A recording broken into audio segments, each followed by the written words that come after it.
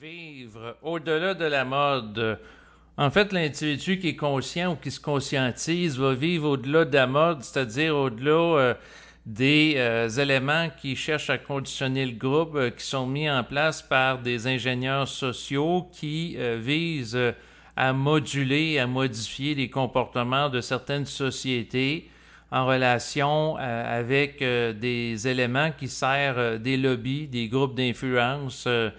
Eh bien, c'est sûr que l'individu qui est conscient ou qui se conscientise, qui est initié à l'intérieur de lui-même par son esprit pour se supporter dans son individualité, eh bien, il va vivre au-delà des paramètres sociaux dans le sens de ne pas être soumis à des paramètres sociaux. C'est sûr que s'il cherche la paix sociale, il peut donner l'impression de faire preuve de conformité, d'apparence, mais fondamentalement, la personne va s'écouter d'abord. Et c'est sûr que mes enregistrements que je fais sont dans l'optique d'une actualisation individuelle.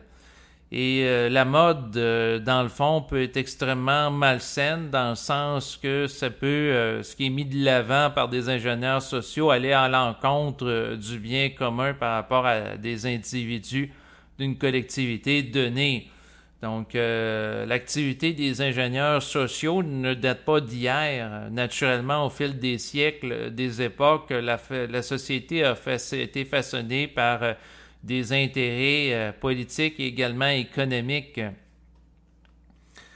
Donc, l'un des cas social, en fait, l'un des cas qui a eu de l'impact, oui, beaucoup sur la société et des répercussions sociales qui datent d'à peu près 100 ans. Ça a été la campagne publicitaire des Torches de la Liberté, donc en anglais Torches of Freedom. Donc pendant que je vous parle, je regarde là, c'est un texte en anglais là, sur l'encyclopédie en ligne Wikipédia, mais qui est extrêmement intéressant. C'est qu'il est question qu'avant 1929 aux États-Unis, eh bien, des femmes qui fument en public, c'était un tabou social alors. Et pour mettre fin à ça, il y a eu Edward Bernays qui a décidé d'embaucher des femmes pour participer à une marche tout en fumant la cigarette et pour combattre la barrière sociale là, des femmes qui fument en public. Et sa campagne a porté fruit. Donc ça, c'était en 1929, dans le sens que par la suite, il y a eu des femmes là, qui se sont mis à fumer en société. Donc, le fait de fumer pour une femme en 1929, c'était présenté comme un comportement d'émancipation sociale. C'était vu comme quelque chose qui allait dans le sens du mouvement du féminisme, alors qu'en réalité, l'intérêt d'une multinationale du tabac pouvait être tout simplement d'exploiter le désir d'émancipation de la femme pour par la suite l'amener à fumer puis accroître ses marchés. Dans le sens que si les hommes et les femmes fument la cigarette, ben, ils vont avoir davantage de clients que si c'est juste les hommes. Et c'est sûr qu'avec le recul historique, parce que ça date d'il y a environ 100 ans, ben, il y a eu d'autres campagnes d'ingénierie sociale là, à différents niveaux. Et avec le recul historique, on peut réaliser que bon, il y a plusieurs femmes qui ont fumé la cigarette, qui ont développé des problèmes de santé, comme par exemple le cancer du poumon. Donc, à quelque part, de faire la promotion de ce produit à l'ensemble de la population féminine, ça a été néfaste pour plusieurs d'entre elles. Donc, la mode ne va pas nécessairement dans le sens de l'intérêt du bien commun, et ça, c'est à plusieurs niveaux. D'où le fait que la personne qui se conscientise doit toujours s'écouter d'abord. Et c'est avec le recul critique qu'on peut porter un jugement par rapport à des modes qui ont été imposés là, par rapport à du collectif. C'est sûr que quand on cherche à implanter une mode, ben, la personne peut faire preuve d'esprit critique. Donc, récemment, en fait, il y a eu la période qu'on a dite de pandémie. Donc, selon l'Organisme mondial de la santé et également les médias de masse, et la mode qu'on voulait implanter, c'est que les gens se fassent injecter une substance avec des doses de rappel environ tous les 3 mois. C'est sûr que pour le lobby industriel qui cherche à vendre des vaccins, eh bien, ça serait une opportunité d'affaires extrêmement lucrative, dans le sens que si on a des clients réguliers, puis à tous les 3 mois, ils vont prendre leur dose, c'est une industrie intéressante, un peu comme celle de la vente de l'insuline pour les diabétiques qui doivent prendre leur dose d'insuline régulièrement. Donc, ça fait des clients qui sont abonnés. C'est sûr que cette tentative d'ingénierie sociale, eh bien, elle n'a pas eu le succès escompté. Mais l'être humain est confronté à différentes forces qui ne travaillent pas nécessairement dans son bien, l'intérêt du bien commun, mais que ses propres intérêts. Donc, on cherche à implanter des modes à travers, entre autres, des campagnes publicitaires. Par exemple, on peut voir dans une campagne publicitaire un groupe d'hommes qui vont écouter une partie de hockey au Québec. Probablement qu'en Europe, ça va être un match de foot. Là, ils boivent de la bière. Or, c'est sûr que si quelqu'un prend trop de bière, il peut développer un problème d'alcoolisme. Donc, c'est pas nécessairement dans son intérêt. Et il y a différentes modes à différents niveaux. Par exemple, il y a eu un lobby pour remplacer le sucre par l'aspartame. Or, récemment, j'ai tombé sur un article de l'Organisme mondial de la santé qui remettait en question l'utilisation de l'aspartame comme substance substitut du sucre. Et là, on parle de la possibilité que ça pourrait être néfaste pour la santé. Là. Mais il y a plusieurs personnes qui avaient sonné l'alarme il y a plusieurs décennies. Bref, le collectif, dans le fond, a à s'ajuster en relation avec des problèmes de cupidité d'ego qui vont chercher à mettre de l'avant des produits qui ne sont pas nécessairement dans l'intérêt des individus qui composent le collectif. Là. Donc, c'est sûr que c'est à travers les contre-coups de ces produits et le recul historique que le collectif peut voir plus clair. Donc, aujourd'hui, avec le recul historique par rapport à la question de la cigarette dont on faisait la promotion en 1929, tout le mouvement là, de la campagne là, des torches de la liberté, on peut voir que quelque part, c'était pas nécessairement ce qui était le plus propice pour la santé. Là. Mais ça prend du recul. Puis c'est la même chose pour plein de choses, mais l'individu qui est capable de voir à travers les lobbies d'influence, la manipulation, ben il peut voir à quelque part si on cherche à l'embarquer dans quelque chose qui est bien ou néfaste pour lui. Et c'est sûr que il y a aussi des phénomènes, que ce soit la cigarette, l'alcool, ensuite la drogue, la légalisation de la drogue, ou même la promotion. Il y a eu le mouvement, entre autres, des Peace and Loves, donc à la fin des années 1960, qui a fait la promotion de la drogue. Et avec le recul, ben, on peut regarder si ça a été utile ou néfaste là, pour des sociétés occidentales là, comme celle américaine ou autre, là, avec le recul critique. Sauf que le point que je veux faire ici, dans le cadre de cet enregistrement, c'est que le collectif, les individus qui le composent, s'ils réalisent que quelque chose est néfaste pour la santé, ça peut prendre plusieurs années, voire plusieurs décennies. Parce que la collectivité est comparable à un immense paquebot dont la trajectoire est difficile à faire dévier. Le collectif est sous influence de forces qui sont économiques.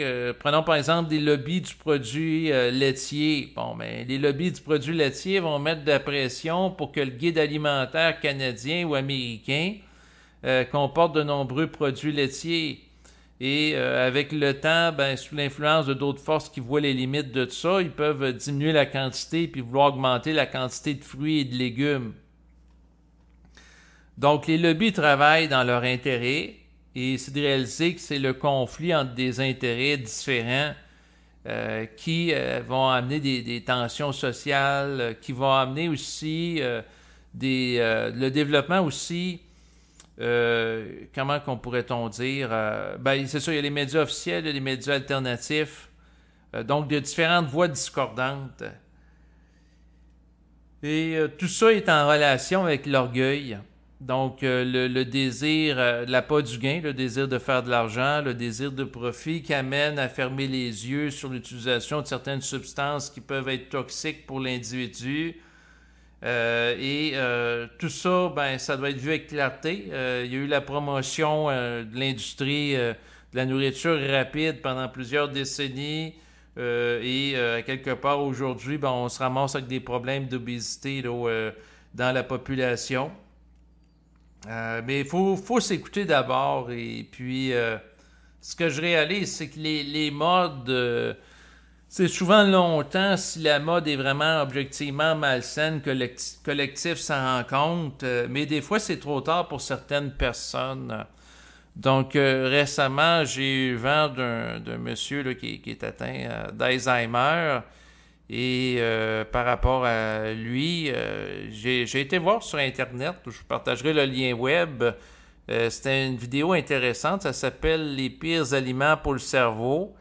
Et là, dans la vidéo, ce qu'on réalise, ben, c'est tous les aliments là, avec le sucre blanc, le riz blanc, donc le glucose, les glucides raffinés, là, les fameux sucres raffinés, là, qui semblent être à l'origine de plein de problèmes. Et c'est sûr que ce qui est dit dans la vidéo, c'est que le cerveau est l'organe du corps le plus affecté par une mauvaise alimentation. La mauvaise alimentation détruit les cellules cérébrales et réduit le volume du cerveau, préparant ainsi le terrain aux maladies neurocognitives. Donc ça veut dire que l'alimentation que la personne a dans sa vie va préparer sa vieillesse et le cumul d'une alimentation nuisible, délétère, bon, ben, ça peut amener la personne à développer l'Alzheimer ou d'autres problèmes. Quelqu'un qui mange trop salé, dans certains cas, ça va amener la personne à développer de l'hypertension. Ensuite, le sucre, ben, c'est sûr que ça amène différents problèmes de santé. Il y a le diabète, l'obésité. Ensuite, là, ce que j'ai vu là, à travers cette vidéo, ben, c'est la maladie d'Alzheimer. Fait que, tu sais, je regardais ça avec ma conscience. C'est un monsieur avancé en âge dont j'ai eu le vent du cas. C'est sûr que sur le plan humain, ben, je trouve ça déplorable qu'une situation pareille arrive. Donc, un monsieur qui connaît une dégradation de ses capacités cognitives. Puis bon, moi, je connais sa fille. Puis là, lui... Par exemple, ce monsieur-là, ça fait plusieurs années que sa femme est morte, puis là, il cherche sa femme. Puis là, je vais poser la question à l'esprit. Pourquoi qu'on arrive à des situations pareilles? La réponse qui me vient, c'est l'inconscience.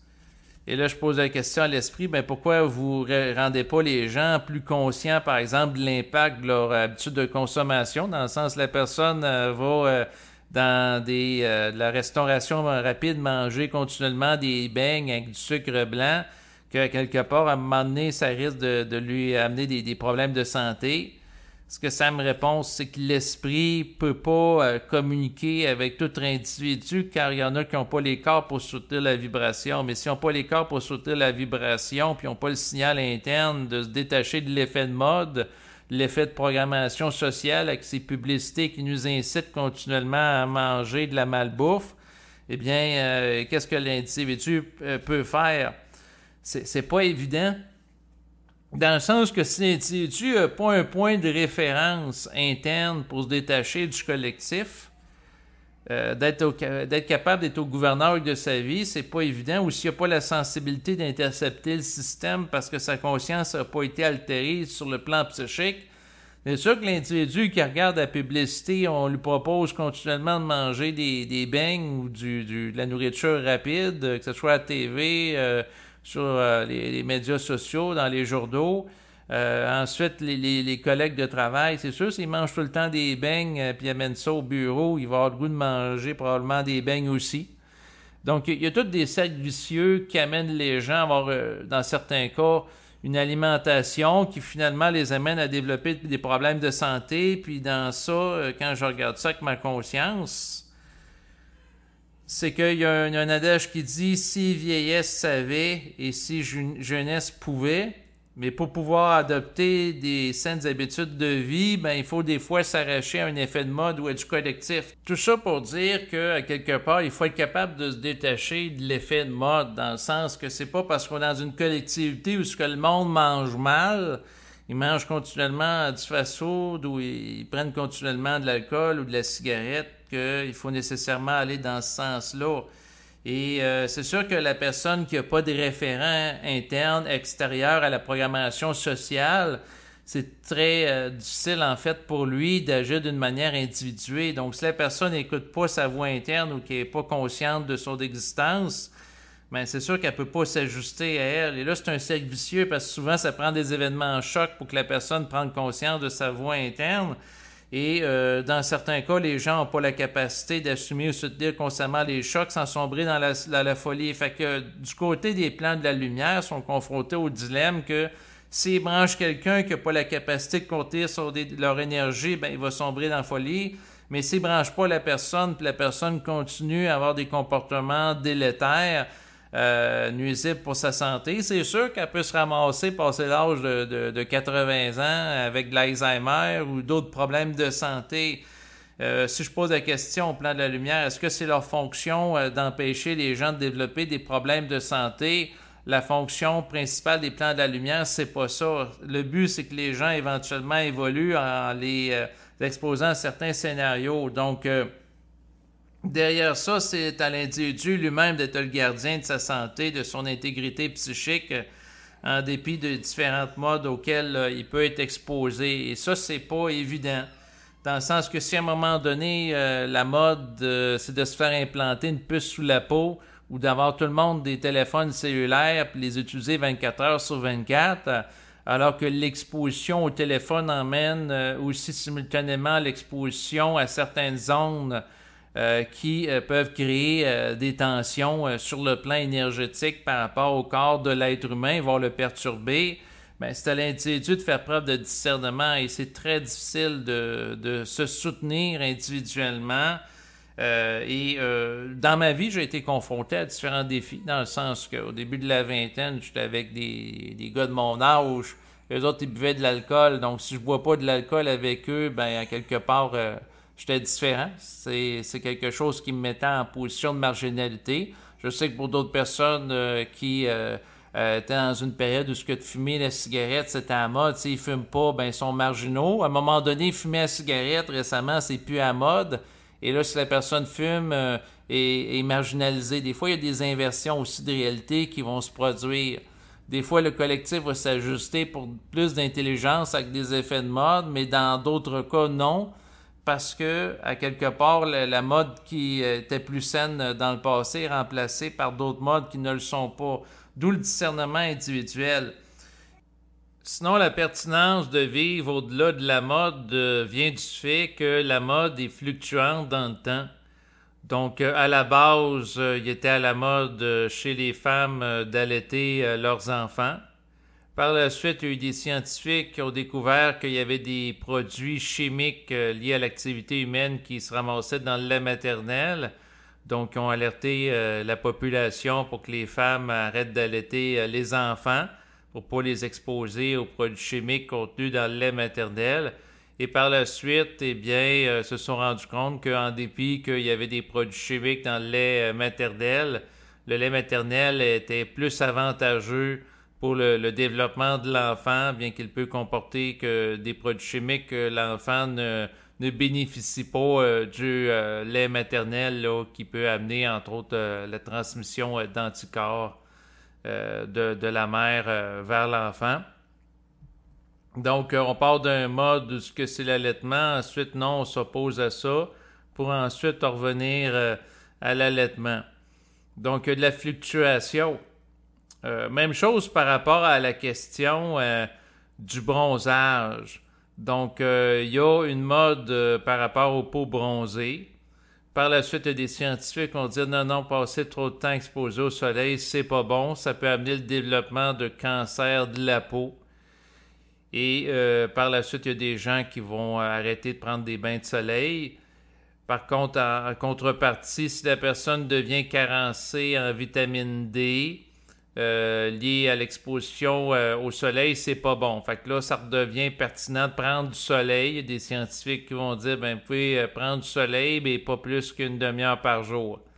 Donc, ce qui est la mode ou qu'est-ce qui est la vérité pour une collectivité varie en fonction du temps, d'où le fait qu'à un moment donné, pour trancher, il faut partir de soi-même. Il faut être le point de référence. Sinon, tantôt, je faisais allusion à la mode de la consommation de cigarettes, d'alcool ou de drogue, même pendant la période des Peace and Love. Mais en fait, en tant qu'individu, dans le cadre de cet enregistrement, je suis pas opposé aux gens qui, en tant que tels, qui fument la cigarette ou qui boivent de l'alcool. Moi-même, ça m'arrive une fois de temps en temps de boire de l'alcool. C'est plus que... Ce que je veux dire, c'est qu'il faut que la personne s'écoute d'abord. À un moment donné, j'ai changé avec une personne, puis j'y expliquais, il y a des gens qui, elle se sentait coupable parce qu'elle écoutait des enregistrements de méditation pour dormir ou se relaxer, de méditation guidée. Puis j'ai dit, t'as pas... puis elle dit, c'est astral. Mais j'ai dit, t'as pas à te sentir coupable. Parce que moi-même, premièrement, j'en écoute, et puis il y a des comportements qui peuvent, pour certains, être jugés comme étant astralisés, comme fumer la cigarette ou fumer le cigare, alors que des gens, comme par exemple Bernard de Montréal, fumaient abondamment la cigarette, Marc de la Salle le cigare. Donc, fumer, boire de l'alcool... Ensuite, même à un certain niveau, prendre la drogue, ça ne veut pas nécessairement dire que le comportement est astralisé. Ça dépend dans quel contexte qui est fait. Et là, il y a des nuances importantes aussi à faire par rapport au dosage. Là. C'est sûr, même chose pour la consommation de sucre auquel je faisais allusion tantôt. C'est sûr que si la personne, à tous les jours, elle mange juste de la nourriture sucrée et de la nourriture grasse... un peu comme la personne il y avait eu un documentaire qui était produit il y a plusieurs années, que ça s'appelait Super Size Me. Et c'est un documentaire par rapport à un monsieur qui avait décidé de manger à chaque jour du McDonald's. Et il était évalué là, par la suite, là, son niveau de cholestérol, puis différents indicateurs liés à la santé. Donc, c'est sûr que ça a eu un impact sur lui. Là. Donc, une question de dosage qui peut avoir un impact là, sur la santé. Donc, l'idée de mon propos, c'est pas de faire la promotion des saines habitudes de vie dans une perspective morale, mais plutôt de faire l'étude de phénomènes de mode qui sont nuisibles par rapport à des gens du collectif. Et là, après ça, il y a des gens qui se posent la question, comment ça qu'aujourd'hui, il y a plein de monde qui sont obèses? D'ailleurs, l'Organisme mondial de la santé va parler d'épidémie de cas d'obèses. Ensuite, comment ça qu'il y a plein de monde qui vont faire de l'hypertension, qui vont faire du diabète, puis qui vont être atteints de démence et de maladies d'Alzheimer? Ben là, il y a des raisons. L'alimentation a beaucoup d'impact. Donc, autrement dit, pour en revenir au cas qui me fait réagir, donc une personne qui me confie que son père, qui est âgé de plus de 80 ans, est atteint d'Alzheimer, ben là, c'est sûr que j'ai pas fait avec elle, là, elle m'a pas demandé ça, là, mais tu sais, ce qui aurait été intéressant, c'est de faire l'étude de ses habitudes de vie, donc sa alimentation, entre autres, pour voir l'impact cumulatif sur plusieurs décennies que ça peut avoir. Donc, c'est sûr qu'il y a des choses, prenons par exemple un cas concret comme, par exemple, j'ai... l'un de mes grands-pères qui est décédé du cancer du poumon. Donc, c'est une personne qui fumait régulièrement. Donc, c'est sûr que je n'ai pas été surpris d'apprendre qu'il est mort du cancer du poumon. Ce grand-père en question avait fait la Deuxième Guerre mondiale. Donc, c'était un soldat canadien. Et lui, dans l'optique de ne pas aller au front, bien, il avait été à titre de mécanicien de Jeep, donc des véhicules militaires, pour en faire la réparation. Et c'est sûr qu'avec le recul d'être mécanicien de Jeep, moi, c'est sûr que comme porte de sortie entre ça puis aller combattre comme fantassin au front, sachant les horreurs associées à la guerre. Même aujourd'hui, en 2023, on parle par rapport au conflit là, entre l'Ukraine et la Russie que des crimes là, comme par exemple des viols de femmes, ensuite des meurtres de gens, des civils, et ainsi de suite. Bon, ben probablement que dans la Deuxième Guerre mondiale, il y en a eu. Puis moi, en tant qu'individu, c'est sûr, j'aurais pas voulu être associé à ça de près ou de loin. Donc, on a dénoncé les crimes qu'ont commis les nazis, mais probablement que du côté des Alliés, il y a sans doute eu des crimes qui ont été commis également, mais que probablement qu'on s'en vantera pas. Mais c'est ainsi. C'est sûr que dans le temps de mon grand-père, la psychologie n'était pas autant développée aujourd'hui, encore moins la psychologie évolutionnaire ou la conscience vibratoire.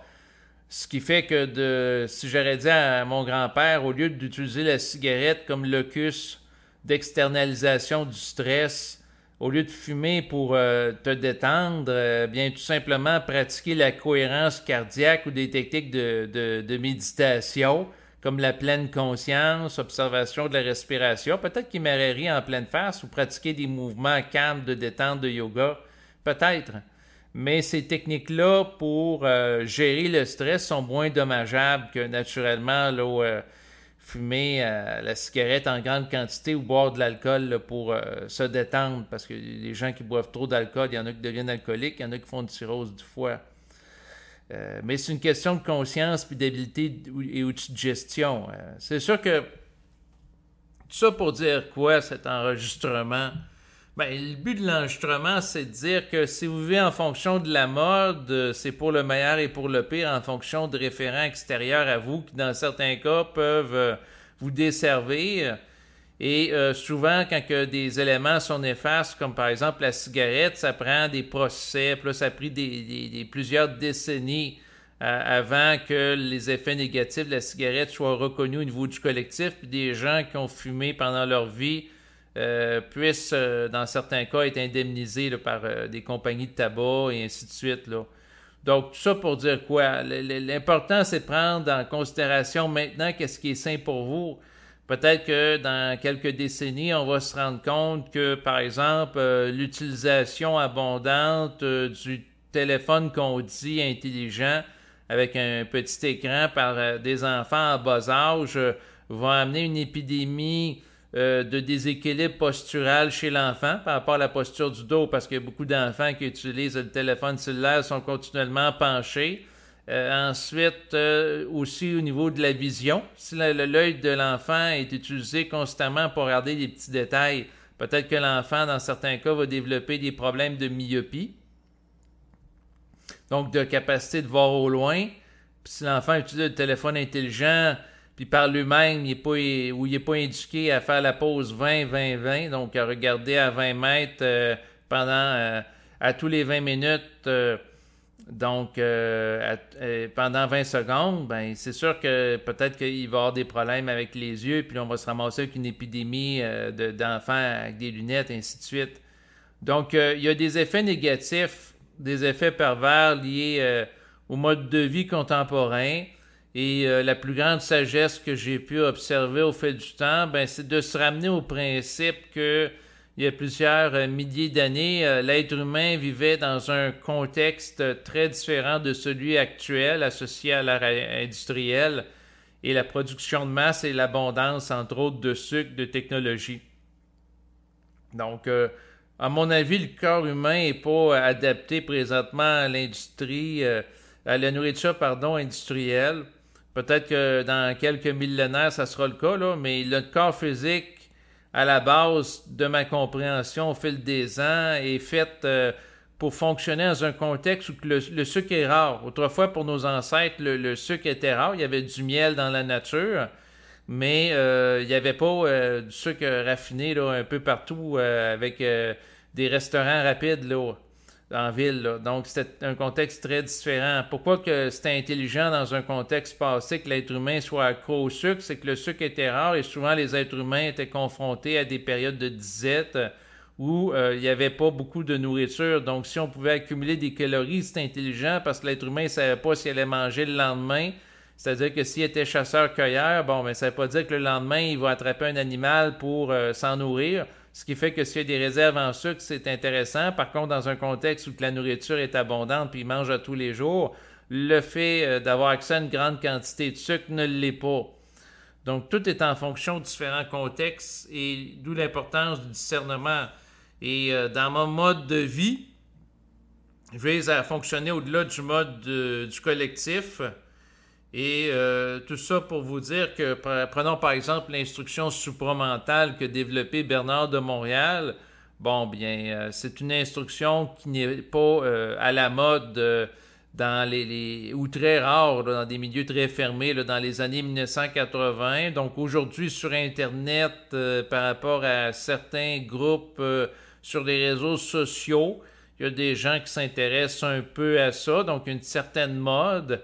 Mais c'est pas une mode qui rejoint le collectif parce qu'on n'entend pas parler de ça dans les médias de masse, là. Donc, mais si on attend que quelque chose devienne à mode pour s'y intéresser, on risque d'attendre longtemps. Et l'individu qui est réellement un initié, c'est-à-dire qui fonctionne en fonction de lui-même, si la chose l'intéresse, que ce soit à mode ou pas à mode, eh bien, il va aller de l'avant pour son étude.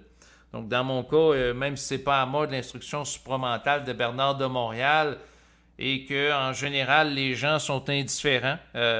Si j'ai la vibration d'écouter les enregistrements, je les écoute pareil. Même chose pour les enregistrements du philosophe jovialiste André Moreau. Il y a beaucoup de gens qui l'ont critiqué pour sa philosophie, mais il faut quand même reconnaître que cette personne qui donne des conférences est encore lucide, passé l'âge de 80 ans. Donc, il est capable quand même de prendre la parole, avoir des propos cohérents, et intelligibles, puis même il continue à écrire des livres. Donc, c'est pas donné à tout le monde. Donc, le mode de vie que fait la promotion, qui est en dehors des paramètres sociaux habituels, parce que lui, il a grandi dans le contexte catholique québécois. Bon, ben, quelque part, on voit l'arbre à ses fruits dans le sens que ça l'a servi. Lui, il s'entraînait physiquement en soulevant des poids et haltères. Il avait une vie amoureuse et sexuelle riche. Bon, ben, peut-être que ça participait à le garder en santé, ce qui fait en sorte qu'aujourd'hui encore, au moment où il fait cet enregistrement, il est capable d'écrire des livres à différence d'autres personnes qui, une fois passé l'âge de 80 ans, comme le monsieur auquel je fais allusion, ben, il y a des problèmes de santé qui fait qu'il n'y a plus de toute sa tête, là.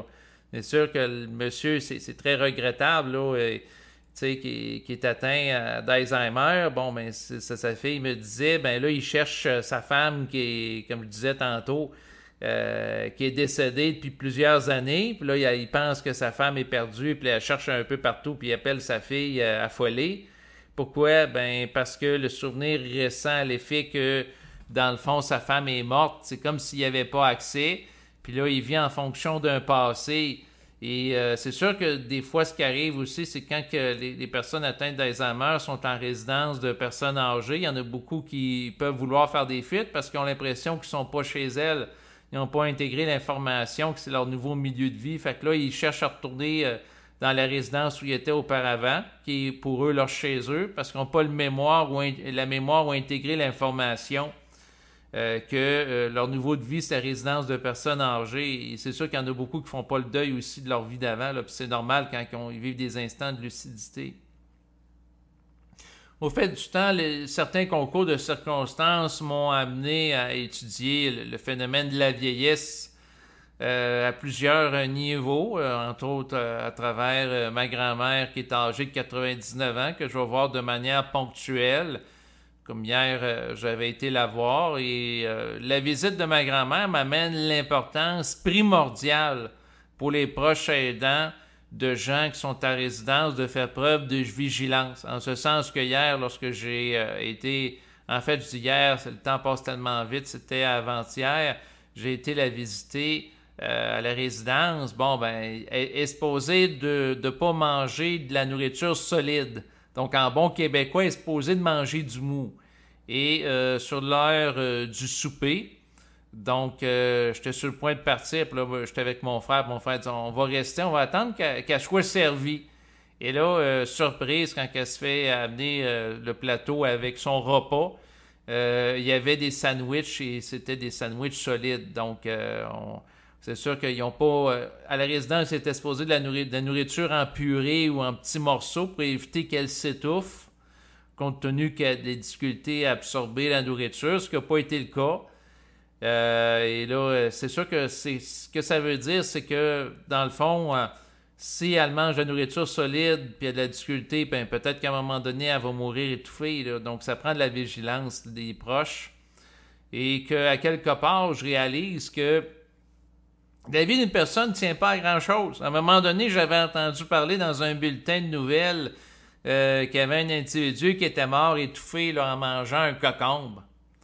Donc, tu sais, un accident bébête là, qui aurait pu être évitable. Comme dans le cas de ma grand-mère, elle s'est fait servir de la nourriture solide. C'est pas la première fois qu'elle arrive et la personne qui est responsable auprès d'elle, la diététicienne, était au courant de tout ça. Peut-être que l'information s'est pas rendue au cuisinier qui était peut-être en vacances, parce qu'au moment où il a fait l'enregistrement, c'était la période des vacances estivales, qui n'a pas donné l'information au cuisinier remplaçant d'avoir une nourriture adaptée. Mais le point, cet incident qui s'est passé récemment, m'a ramené au principe que notre vie ne tient pas à grand-chose et que présentement, le collectif de l'humanité n'est pas développé pendant des siècles et des millénaires, composé avec des gens avancés en âge, comme des gens qui sont presque des centenaires, comme ma grand-mère de 99 ans. Sur le plan historique, le phénomène de la vieillesse, c'est un phénomène qui est récent, dans le sens que l'espérance de vie a beaucoup augmenté au cours des dernières décennies. Et au niveau collectif, de composer intelligemment avec une quantité grandissante de personnes âgées, c'est un défi de taille. D'ailleurs, ici au Québec, d'avoir accès à une résidence de personnes âgées, c'est un défi présentement. Et aussi d'avoir accès à des soins adéquats ou du personnel. D'ailleurs, il manque des préposés aux bénéficiaires. Et ça, toute cette situation-là est en relation avec le phénomène du vieillissement. Si je pose la question à l'esprit, est-ce que les êtres humains en général vieillissent d'une manière prématurée? La réponse c'est oui. Pourquoi que les gens vivent d'une manière prématurée? C'est tout le temps les mêmes principes. Des fois, en tant qu'égo, quand j'observe ça, ça m'écoeure parce que c'est circulaire. La personne elle meurt d'une manière prématurée, parce qu'elle n'est pas capable de gérer l'émotion, elle n'est pas capable de gérer son alimentation, son rapport au corps physique, mais il ne peut pas en être autrement parce qu'elle n'a pas la conscience ou accès à l'information. Elle n'a pas l'accès à l'information interne ou externe pour l'ajuster. Donc, en dépit d'un ajustement extérieur, prenons par exemple des psychologues qui vont aider les gens à gérer leurs émotions, ou, comme je disais tantôt, la personne, au lieu de fumer la cigarette d'une manière abondante, là, comme une personne qui fume comme une chebidée, on va dire, puis elle se ramasse avec un cancer du poumon, si la personne à la place, elle gère son émotion en faisant de la méditation pleine conscience ou du yoga, c'est sûr que si elle a l'information que ça existe, comme à l'époque d'aujourd'hui, ça peut être utile. Ça, c'est de l'information externe. Mais quelqu'un qui est précurseur sur son temps, c'est-à-dire qui bénéficie d'une conscience initiatique, il va recevoir l'information à l'intérieur de lui, de gérer intelligemment par lui-même sa santé. Mais pour avoir accès à ça, il faut avoir la stabilité mentale pour contenir l'énergie de l'esprit. Puis c'est pas donné à tout le monde. Donc, c'est pas qui veut, mais c'est qui peut. Puis la personne qui a une conscience puis de la lucidité, elle observe. Puis elle fait des prises de conscience en lien avec ses observations par rapport au collectif ou par rapport à sa vie et également par rapport aux intuitions qu'elle reçoit. Mais vivre, pour en venir au titre de l'enregistrement, vivre au-delà de la mort, de ce que ça peut représenter dans ma vie, c'est d'avoir un fonctionnement qui est atypique à comparer des autres. Et être capable de le soutenir. Des fois, on peut avoir des regrets. Dans le sens que quelqu'un peut avoir une vibration de faire quelque chose, comme par exemple de ne pas manger de la viande rouge parce que la personne n'aime pas ça, puis là, à cause de l'influence de l'environnement, elle se met à en manger, puis là, à un moment donné, il n'y a plus personne pour l'influencer, elle vit toute seule en logement, donc il n'y a pas un conjoint ou des membres de famille pour y tordre le bras pour manger de la viande, finalement, elle n'en mange pas, puis elle va de l'avant avec ce qu'elle voulait à la base, puis je me sens plus léger après avoir mangé. La personne peut faire des fois certains constats comme ça.